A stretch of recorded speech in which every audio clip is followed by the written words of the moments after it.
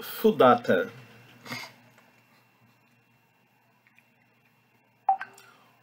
Os discípulos e convertidos leigos aos ensinamentos de Shakyamuni durante o tempo em que ele viveu tinham origem em todos os setores e classes da sociedade indiana.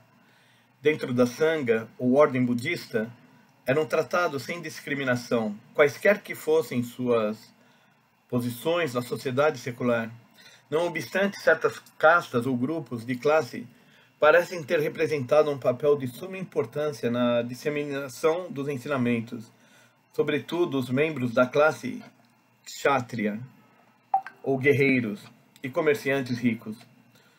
Os mercadores que nessa ocasião subiam em importância na sociedade parecem ter sentido uma atração muito forte pela nova religião. Descontentes com a rigidez da velha ordem social, ansiavam por maior liberdade de movimentos e oportunidades de exercer iniciativa em assuntos pessoais e sociais.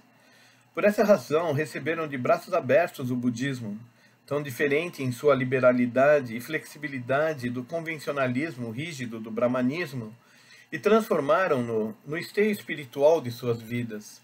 O budismo, cumpre notar aqui, não só aceita as atividades comerciais por parte de seus adeptos leigos, mas positivamente lhes salienta a importância. Os crentes que abandonavam a vida familiar e se tornavam monges, claro, renunciavam a elas e levavam a vida de mendicantes errantes, mas os que permaneciam na sociedade leiga eram encorajados a praticar a operosidade e a frugalidade, além de cuidar do sustento de sua família e parentes. O budismo adota a tese de que, embora a lei ou verdades fundamentais da religião exista num plano inteiramente diferente das atividades sociais e comerciais diárias, estas são indispensáveis ao bem-estar das pessoas e que delas participam. Na opinião do budismo, a religião não deve tentar estabelecer diretamente as formas de atividade social, mas cabe-lhe exercer influência espiritual sobre o que delas participam, os que delas participam. E como vimos, de fato, exerceu forte influência sobre um grupo particularmente ativo na sociedade, o dos mercadores ricos, que nessa época de rápida mudança social estavam cada vez mais subindo para primeiro plano. Mencionamos já em capítulos anteriores o mais famoso dos patrocinadores e seguidores do budismo, Sudatta. Residia ele em Savatthi, em Koshala, o poderoso estado situado a noroeste da terra natal de Shakyamuni, e que a dominava politicamente. Sua conversão, no entanto, ocorreu na cidade de Rajagaha, em Magadha. Segundo a lenda, ele estava de visita a Rajagaha, talvez numa viagem de negócios, e se encontrava hospedado na casa de um rico mercador. Esse amigo já se convertera ao budismo e aparentemente convidara Shakyamuni e seus seguidores a visitá-lo em casa no dia seguinte.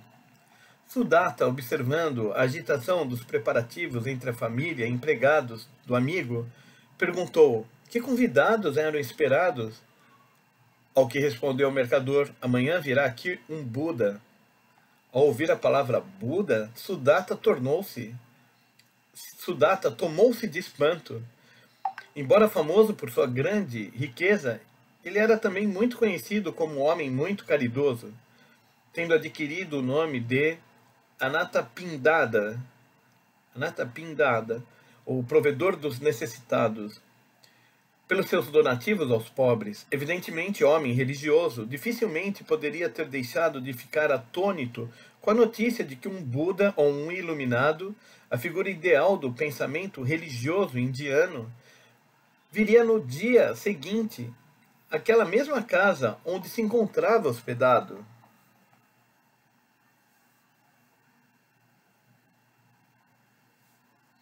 Profundamente comovido, esperou impaciente que a noite passasse. Ao amanhecer, saiu furtivamente de casa e dirigiu-se ao bosque, onde Shakyamuni se encontrava, sentado em meditação. Conta-se que Shakyamuni lhe pregou a lei e que ele, no mesmo instante, resolveu seguir a nova religião. A conversão de Sudatta teve grande importância, porquanto se acredita que abriu o caminho para a propagação da lei no estado de Koshala. Mais tarde, ele doou um parque e um mosteiro em Savatthi, à ordem budista, construído em terras que ele adquirira ao príncipe Jeta, herdeiro do trono de Koshala. Era conhecido como Vihara, ou Mosteiro de Jetavana. O nome que foi traduzido para o japonês como Gyonshoja. É bem conhecido na literatura nipônica pelo famoso trecho inicial da história do Reiki, que fala dos sinos de Gyonshoja, anunciando a impermanência da vida. Acho que seria pedante observar que, segundo alguns estudiosos, sinos não eram usados nos mosteiros budistas ao tempo de Shakyamuni.